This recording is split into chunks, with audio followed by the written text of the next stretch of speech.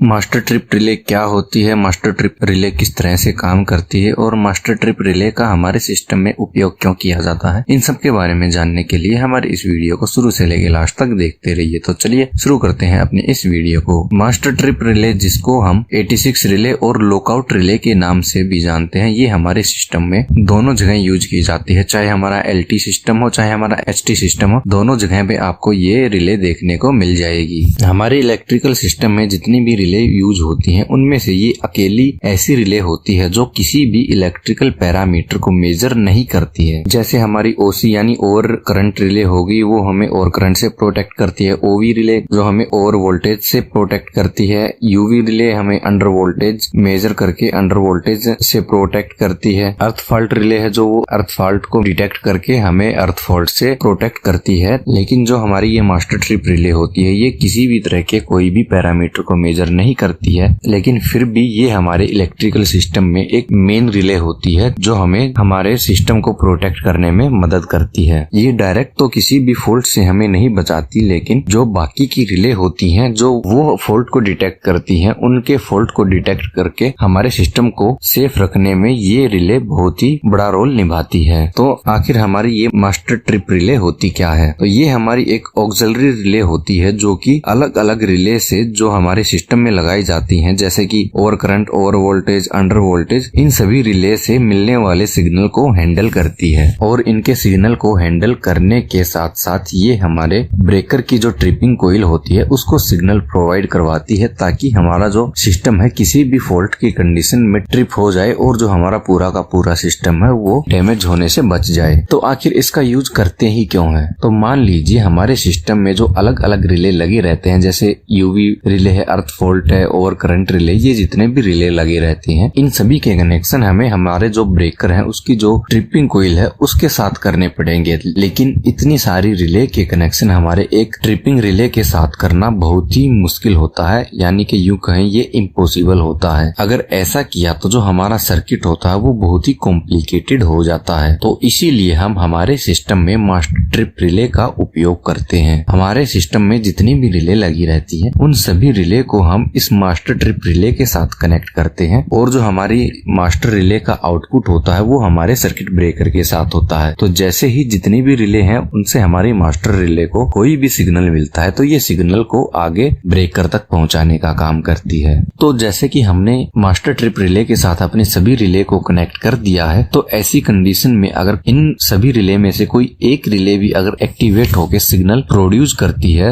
यानी हमारी master relay तक सिग्नल को पहुंचाती है, तो हमारी मास्टर रिले तुरंत ही उस सिग्नल को सर्किट ब्रेकर के ट्रिपिंग कोइल तक पहुंचाता है और हमारे सर्किट ब्रेकर को ट्रिप करने का काम करता है। इसीलिए हम इसको मास्टर ट्रिप रिले कहते हैं। फॉल्ट कोई भी हो, कहीं भी आए, कोई भी रिले एक्टिवेट हो, उसका जो सिग्नल होता है वो हमारी मास्टर रिले पे ही आता है, यानी लास्ट में घूम फिर के जो हमारा सर्किट ब्रेकर ट्रिप होता है वो हमारी मास्टर रिले ही ट्रिप करवाती है। अब एक बार डिटेल में आपको बताते हैं आखिर हम मास्टर ट्रिप रिले यूज करते क्यों हैं। तो देखिए हमारे सिस्टम में जितने भी रिले लगे रहते हैं, जैसे under voltage, over current, over voltage, ये जितने भी रिले लगे रहते हैं ये बहुत ही महंगे रिले होते हैं। अब इनको हम डायरेक्टली हमारे ब्रेकर के साथ कनेक्ट करते हैं, तो अगर हमारे ब्रेकर की कोइल पे कोई भी दिक्कत आती है, वहाँ पे हैवी करंट फ्लो करता है, तो जो हमारी जितनी भी रिले लगी हैं उनके जो भी कनेक्शन है, जो भी पॉइंट हमारे ब्रेकर के साथ कनेक्ट है, वो सारे के सारे जल सकते हैं, जिनके कारण हमें बहुत सारे पैसों का लॉस हो सकता है। उनके पॉइंट जलने के साथ साथ जो हमारी रिले है वो पूरी की पूरी रिले भी खराब हो सकती हैं, यानी जल सकती हैं। तो ऐसे में हमें और भी ज्यादा पैसे का नुकसान हो सकता है। सो इससे बचने के लिए भी हम हमारे जो सर्किट के बीच में